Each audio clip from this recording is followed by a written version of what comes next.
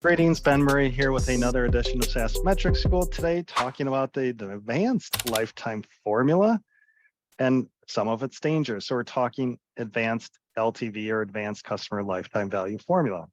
So again, I covered, I believe in episode 20, what is customer lifetime value, just the classic formula. But a lot of things come up, a lot of questions come up with LTV. Some people say, well, Ben, LTV doesn't consider any expansion. And that's true. We're just looking at that newly acquired ARR, MRR, no consideration for expansion.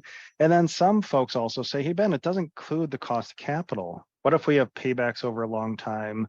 What if we think about just the cost of capital and those margins that customers are paying us over time with LTV? Well, that's true. That is true.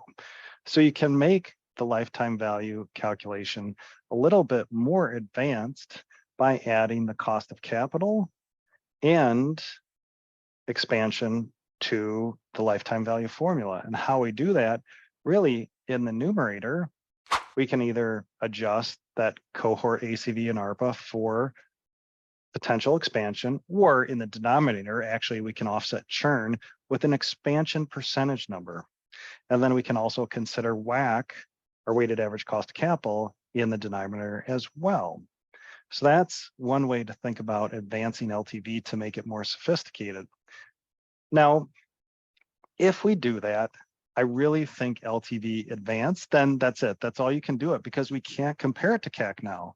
And why? Think about CAC. That's the cost to acquire a new customer. Now, what if we've introduced into LTV formula an expansion component to it?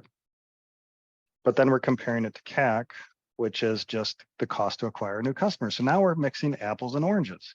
If we want to do that, I really think we look at the cost of ARR if we want to look at the cost of expansion.